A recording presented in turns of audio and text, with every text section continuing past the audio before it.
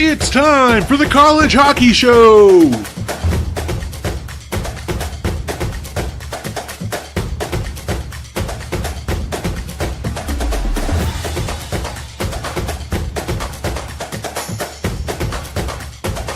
And now here's your host, Jeremiah Maxwell, and the degenerate Bostonian, Mike Warino.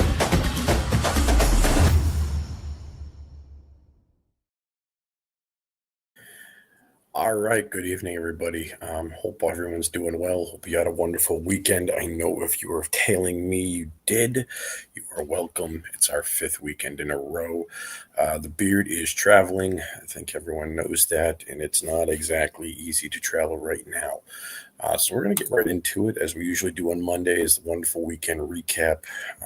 Get right into the upsets, ones that we predicted on this show. Minnesota splitting with Penn State. Once again, Kevin McKenna goes negative on the weekend. Actually, this weekend he broke even, his best weekend in 3 weekends. I don't know how he's a top pick right now. He's a liability in his defensive end. Sure, he's got a ton of goals, lots of points, but you're no good if you're getting scored on the other way. He kind of reminds me of Isaiah Thomas, former Celtics and other NBA player. Led the league in scoring and also was the worst defensive player on the court. Another one, as predicted, Arizona State and Denver. We even got the right day on that one. For some reason, the Sun Devils play Denver to a very, very hostile game. Can't figure it out. Never going to understand. It's just the way they play. To me, it's BU and Merrimack, right? Denver and BU, clearly the superior teams, but for some reason, Arizona State and Merrimack just have their number and they find ways to win games. Coming back from a 7-1 smackdown to beating them in OT. The next one up was UNH and UConn. Very much surprised. I was there Saturday for the second game in the UConn win, and a lot of penalties on UNH that kind of hurt them. But they overall carried the play. They were the better team on the ice. UConn's goalie just came up huge. No other way to say it. And to Brett, who was on me about Guskowski, who had a goal and assist. When I say he's not ready to shoot on the power play, please don't send me a highlight from when he scores in the third period. The power play was 6 minutes into the first. So if you want to come at me, go at me, but feel free to check your timestamps and spelling.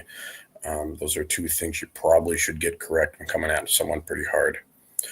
Or maybe don't retweet their stuff in the comeback of me not knowing what I'm talking about. But we'll leave it at that. Colorado and Duluth splitting. Again, something we said on the show. I thought Duluth probably had the best chance out of all of them to sweep. But in Colorado College, Mayback, the goalie's just unreal. The Avalanche found a kid in their backyard. He's in for, I think, a very long NHL career.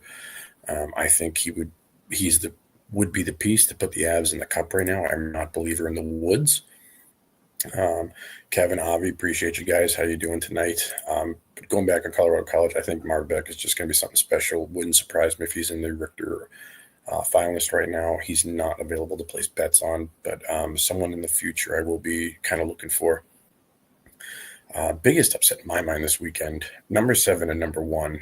If that was a split, I wouldn't care, but Wisconsin goes into East Lansing and takes both games. Very surprising. Didn't see that coming at all. Again, thought it may have been a split. Could have been a sweep on Michigan State side going in, but the fact that Wisconsin came in is outstanding to me. It's good on Shipley, good on Mosley. Those two kept Martone in check, and Martone did open up the first game, but they just had more firepower. Avi, I'm actually going to get into actually BU is one of the examples, and UMass was the next. When we get towards the end about the pairwise versus top 20, we'll get there.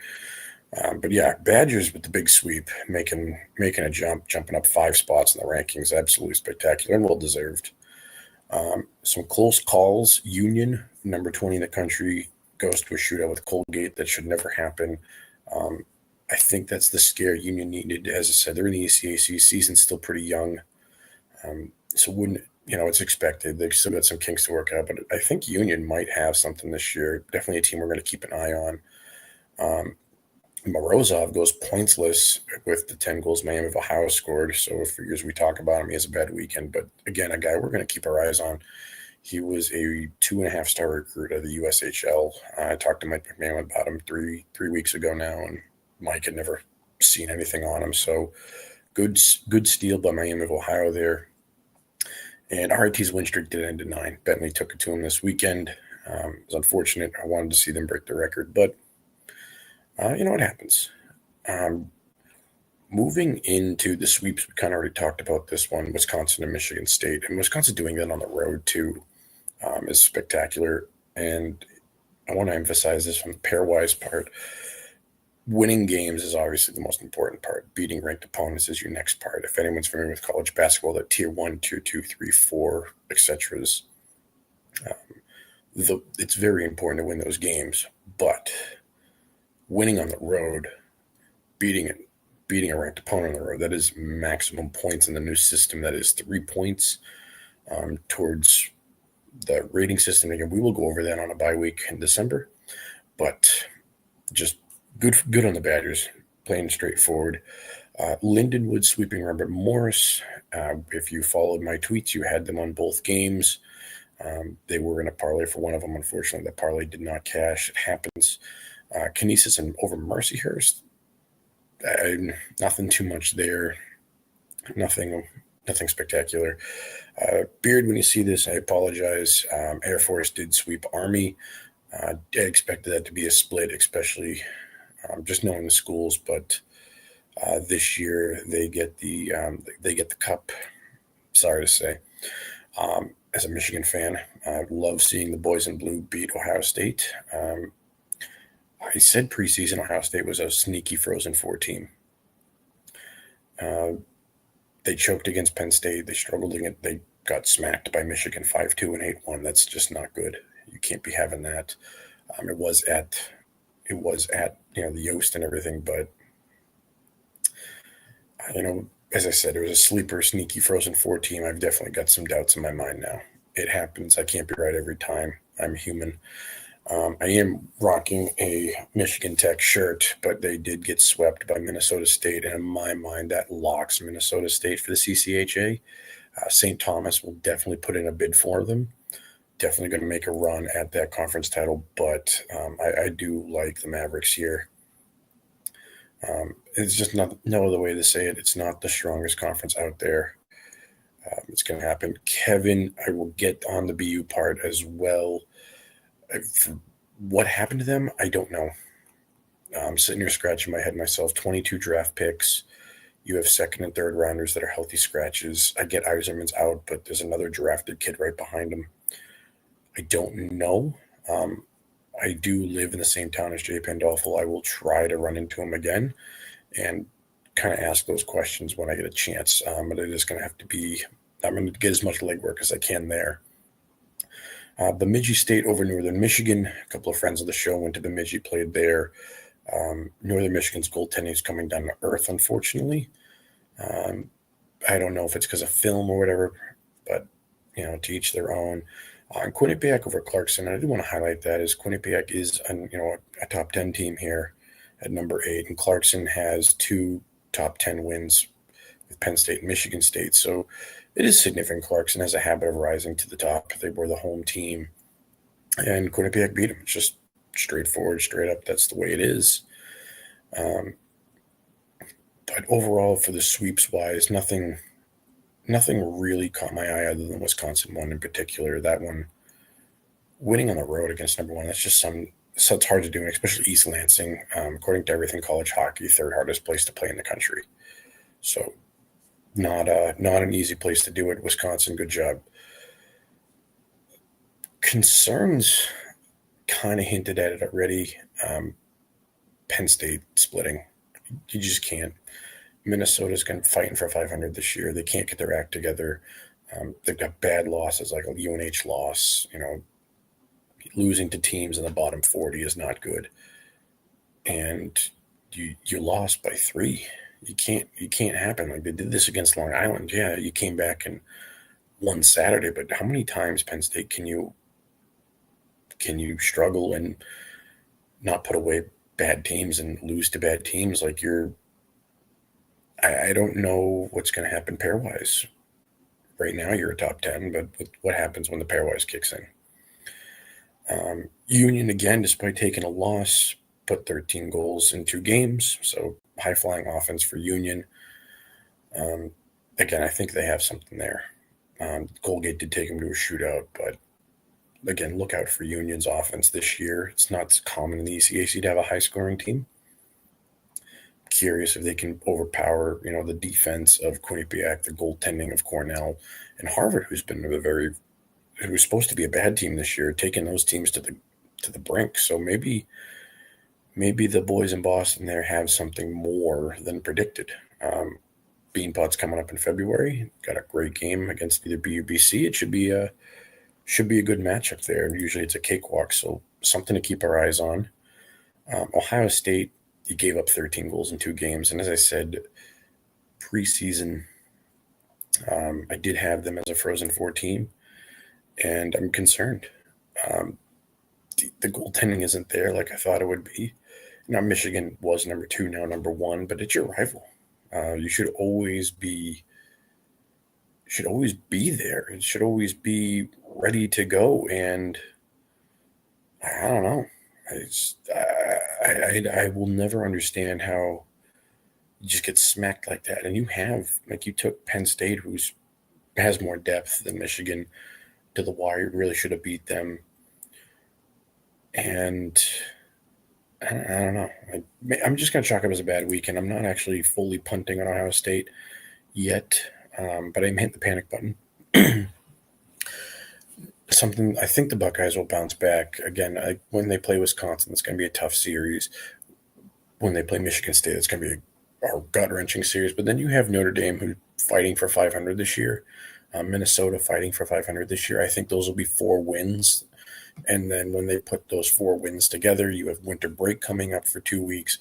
I expect the Buckeyes to come back pretty strong after New Year's. So I'm not giving up on Ohio State yet.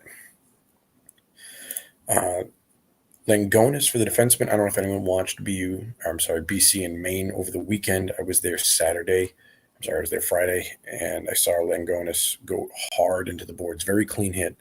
There was no penalty on the play, nor should he have been in the play. He just wasn't ready for the hit. He was treated on the ice as if he was paralyzed. Everything was strapped. Skates were cut off. Gloves were cut off. BC did a great job. They all skated over, checked on him, see if he was okay. As of Sunday morning at 10 a.m., he was moving all of his extremities, hands, fingers, and toes, according to I forget the hospital they took him to in Boston. He should have been returned to Maine prior to this morning. I have not got an update on that, but it looks like he's going to be okay. Expect him to miss some time, but overall, Langonis is doing well. Again, the player that was down for probably 30 minutes at that BC Maine game Saturday. On a lighter note, that same game, Rousseau records his first NHL shutout in a 3-0 win for Maine. Booyah, the starting goalie, he's been up and down this season, which is kind of surprising. Last year, I thought he should have been a Richter winner or at least a finalist. And now, he's riding the pine, but at the same time, Rousseau was a national development player. He was the number 1 goalie in this year's recruiting class. It's not like Booyah is getting benched by a scrub. And I don't think Booyah is playing all that bad. He's not having the season yet last year. Another goalie's not having a season last year is Yurgov from BU. And part of me thinks it's film. A lot of fans who are just tuning in to United States college hockey, who are used to Canadian leagues, these players watch film 4 to 5 days a week. They have all week to prep for these games where, they're not playing a full 80-game season. They're only playing 40. And, when you're the home team, Monday through Thursday, you get 4 practices. When you're a visiting team, you only get 3 because you got to travel that 4th day. But I think it's film for Booyah and Yurgov. I think that's why. I think that's what's coming through on them. We'll see as time tells, but that's what I'm getting. And BU gets its second ranked opponent win this season, splitting with Northeastern. I think that's what's Avi. I know you're saying why are they ranked, and this is where I want to talk about them. And this is why I always say Beard and I we'll get into the pairwise later this year. Right now we're going to go by the polls. That's just how the NCAAs do it. So that's how we're going to do it. Polls have BU at 18. Pairwise has BU at 47. Polls have UMass Amherst. Let me double check this. At 8, I'm sorry, BU is 19. Massachusetts is 18. Pairwise have UMass at 41. So take that in consideration when you're sitting there going like, how are these teams ranked? What's going on? It's a different rating system. It takes into wins and losses. It takes into liked opponents. It takes into road wins versus home wins. It takes overtimes and shootouts into effect. It takes goals against into effect. It takes everything into effect. So I'm with you, Avi. I don't think BU should be ranked. I don't think UMass Amherst should be ranked. I think Cornell should be a little higher. I'm not buying into Union with the shootout win against Colgate, but I'm not giving up on them. I like them this year with all the offense they're producing. It's absolutely insane. It's absolutely insane. For Dartmouth being number 10, I'm not surprised yet. Maybe they get a little too much love, but last year they were number 4 at one point and then fell apart. So we'll see after Christmas if they can hang with it. Because last year after Christmas they were number 4 and then played Merrimack and lost. So that's kind of what I'm looking for. Kevin, the reason I would say BU is at the bottom is, again, they've been losing to ranked teams, and they're not blowing out bad teams. But lots of hockey ahead, and I think with BU, traditionally they come back stronger the second half. They usually do very well after the 2-week break. Iserman should be healthy around Valentine's Day, maybe sooner, and obviously he's their best offensive player, so something to look forward to on that. Honestly, for me, Penn State, the way they've played this year, especially against ranked opponents, I have them at like 16, 17. I actually don't have them in the tournament in my head. But that's just me. And I do think there's going to get some bias. I do think at the end of the year, due to Gavin McKenna's stock and how everyone loves him, they're going to do everything they can to gas that kid up and make sure he gets on national TV and everyone sees him play. And I'm looking forward to that. I'm looking forward to him getting absolutely exposed when he plays a good team. I think they're going to be a 2 or 3 seed, play someone pretty equal to them, or at least equally ranked to them. And someone like a Shipley or a Musa from Michigan State or a Holt from Maine or a Morozov from Miami, I won't be in, but Morozov, they're going to take advantage of him. Martone did. Someone else is going to take advantage of him, and he's going to get roasted. And he's going to do it on national TV, and it's going to be great. It's going to be absolutely great. Again, Western Michigan, Penn State, power play needs to improve. Western Michigan's gotten a lot better.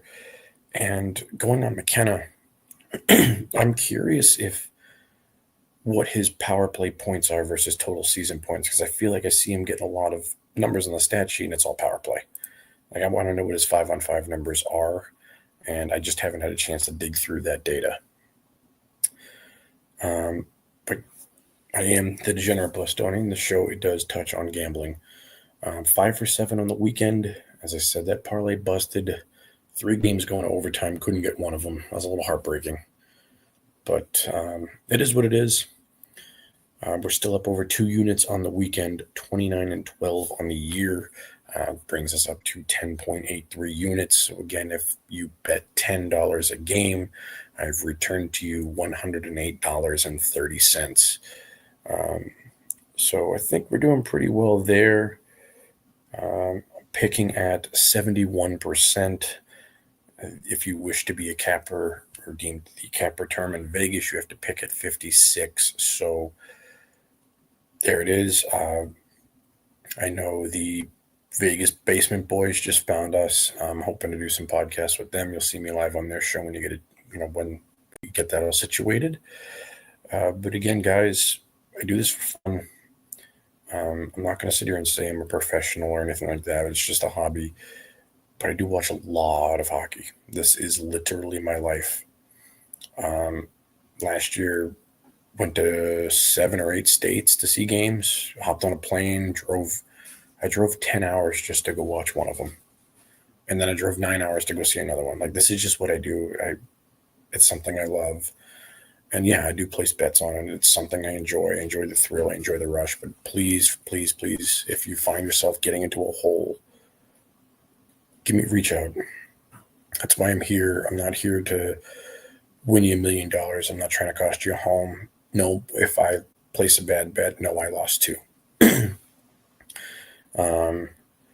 Isn't Princeton beaten this year? I can double check. I got the Substack up. One sec, Avi.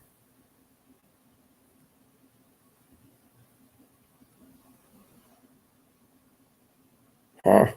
You're right. Princeton is 5-0 at home. But they're 0-2 on the road, and looking at next week, they're playing Bowling Green. Avi, that might be a good find for next week. Not going to lie to you, buddy. That's a good pick. So something to look out for. Princeton Tigers at home. I think their issue is they haven't beaten anyone strong yet. They do have Clarkson, Cornell, Quinnipiac, and Union to play in their conference. So that'll be what moves the needle for them. Bowling Green has not been great this year, so that's not going to move the needle too much. But I'm with you. Give them a little bit more love. But you also got to win on the road. You can't go 0 on the road. And so far, they're 1-2. But even again, the new top 20 had as much as a crazy weekend. It wasn't a lot of games. And you're going to see for the next few weeks with Thanksgiving and Christmas, less and less games going on, more tournament play. We got the Icebreaker coming up. We've got the not the Frozen Four, the Icy Four, I think it's called. Let me double check these tournaments here. The Friendship Four over in Ireland. The Adirondack Winter Invitational's coming up. And then a bunch of non-conference play coming up next week. Notre Dame and BC will be in town. Michigan, Harvard. I'm probably going to be at those. The home and home between Providence, Colorado College will be happening. It's a lot of interplay next week. Very exciting stuff. But new top 20s, Michigan jumps into number 1 from number 2. Rightfully so. Michigan State got swept, and Michigan swept Ohio State, receiving 42 out of the 50 first-place votes. Wisconsin jumps up 5 spots to number 2. I like that move. I 100% agree. Michigan State lost. Denver lost. Minnesota, Duluth lost. Western Michigan just hasn't been strong. 100% Wisconsin needs to be there. They don't have a bad loss yet where the other ones do. Michigan State falls 5 spots to number 3. He just got swept at home. I'm sorry. Yeah, but they are still getting 5 first-place votes. I get it. I think they're the best team in the country. I think they're going to win it all.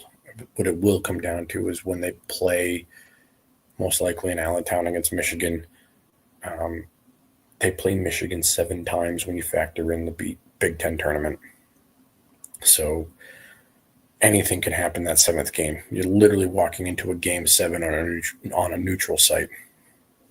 So let that be.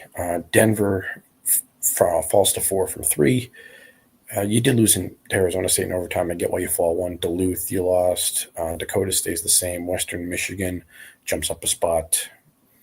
Quinnipiac jumps up a spot. Penn State, falls, and they were 5. Now they're 9. And again, you can't lose to Minnesota. Not this year. They're just not a good team. Maine stays idle, splitting with BC, which makes sense. You're number 10. They're number 15. You won on the road. You lost on the road. I get it. Something to look out for from Maine next week. They are going to have a suspended player for Friday's game, and then obviously the defenseman's out. So probably look for some action against Maine next week on my part. Northeastern jumps up 1 spot, getting 3 out of 4 points against BU. I guess I get it. Connecticut falls that 1 spot, and then Connecticut, you were outplayed by UNH. So, and you did lose a game, so I get why. I probably would have dropped you a little more, but there's not a lot of strength behind you. Dartmouth seems to be the wild card team this year. Avi, I know you were talking about them, and that's something we're going to, it's a team we're going to keep an eye on. Yeah, you're right. Actually, you're right. Wisconsin did beat Michigan once, and I'm not going to say UConn's overrated yet. I'm keeping the faith in the Huskies. Viking, who I was drooling over this year, has not looked great in the 3 games I've watched him play. So am I that kid's kryptonite? I don't know. Really sad he hasn't produced when I go to see him. It seems like every other game he plays great. Minnesota State stays idle. You got to beat ranked opponents to move up, but I expect them to win that division. BC stays the same. Providence stays the same. Cornell jumps up 2 spots. So that was kind of interesting. So Ivy's getting a little bit of love. UMass, BU, they each dropped 1 respectively, and Union rounds out the top 20. I will say Dartmouth is playing Arizona State twice over winter break. Expect that to, be a measuring stick, because even though Arizona State isn't ranked, I expect them to, that's something to look forward to. Obviously, stop getting into my Tuesday games. I'm about to talk about them. UConn is hosting Stonehill tomorrow night. UConn, you need to win by 2 to, again, make the pairwise look good. A win is a win, sure, but you got to win by 2 or 3. Hopefully we can get some action on that. We'll see. Bentley is at West Point, and I do expect the Knights to turn it around. Where you're getting swept by Air Force, that's very bitter to them. The academies, in terms of sport, hate each other. We all know they love each other and work very hard with each other, but you don't lose. And then I expect them to bounce back against Bentley. I will say I got to give some love to Alaska. They played 6 games in 9 days. They lost to Holy Cross on Sunday. They're now on a nice trip home. Certainly got the most out of this weekend. And I will not talk to you guys before Wednesday, so I'm going to get into that one as well. 2 p.m. at Lawler. Notre Dame will be at Merrimack. I will be there. I will give you as many updates as I can while I'm there. I'm excited to see the Golden Helmets. I do believe Merrimack takes this one. Just kind of looking at Notre Dame here. As I said, they're fighting for 500. They've yet to get an away victory. Merrimack's 4-2 at home. So I really like Merrimack here. Expecting a big win. And usually with a bigger crowd, Merrimack plays better. Like BU was a sold-out game, and they took BU to the wire. Also on Wednesday, Holy Cross and Quinnipiac. I'm expecting a Quinnipiac smackdown there. Hey, Avi, I'll give you a gentleman's bet. Hit me in the DMs. It should be a close to even pick anyway, so no need for the casinos to take our money. And then lastly, Michigan State Colgate. Michigan State, I think, is going to win by 3 or 4. This should be a cakewalk. We'll see. There's no action on Thanksgiving. I will jump on at sometime Thanksgiving, guys. Last year I did it around 10:30, 11. Basically, it's going to be when I'm done with all my Thanksgiving prep, and I've got 30 minutes. I will run through everything that happened Tuesday, Wednesday, and I'll run through what goes on Friday. Like the Friendship 4, that's in Northern Ireland. That's the Belfast tournament. First time in forever, Notre Dame is not there. Kind of surprising. Adirondack Invitational, that's at Lake Placid. Clarkson and St. Lawrence host that every year. UMass Lowell was co-winner last year. They're returning, and Alaska will be there. And then there's a bunch of non-conference games. I'll get into those at Thursday when I pop on for Thanksgiving. I will say I'm doing a doubleheader Friday, Notre Dame and BC at 1 o'clock. I will be there. I'm going to stay in Boston if anyone wants to join me for beverages or food, and then I'll be at Harvard at 7. Apologize, guys. No giveaways this weekend. Look for more next weekend. But that is what I have for tonight. Again, I know I'm kind of traveling here. I don't have the home setup. I want to thank you guys very much for bearing with me here. As I said, we're looking at in December, there's a few bye weeks, and Beard and I will do, like we did last year, a pairwise special. But if I could any questions I can answer, you want them answered right away. My X or Twitter, you want to call it, scrolling below. My Instagram's the same thing as that. Reach out as well. Brown at Northeastern Saturday. I might. No, I'm at Harvard again. As I said, guys, Michigan's my favorite team. There's no other way to say it. I'll give you the quick rundown on that because many have asked, growing up in Boston, why are you a Michigan boy? Grandfather's in the Air Force. My dad grew up in Okinawa, Japan. The only American sports on TV are the University of Michigan. So for 8 years, that's all he got to watch. And when that's the only team on, you root for him. So he came home. Living in Boston, he watched this weird guy named Tom Brady play quarterback. And then he got drafted by the Patriots. And I think you guys can figure out the rest and why I like Michigan. It's just the house I grew up in. So to the number one team in the country, hail to the victors. I know it's a short show, only 30 minutes tonight. I want to thank you guys very much. Shoot me a DM for any questions. To the Vegas boys who are watching this on the recap of the stream, appreciate you guys. Let me know. Obviously, I'll give you guys more picks. If anyone's looking for sleeper picks or anything like that, you guys know where to text me, find me. I'll send you games I like, but I don't love. Maybe I'm betting on them, maybe I'm not. Most likely not, but I'm kind of leaning one way, shall we say. But cheers, guys, and have a good night.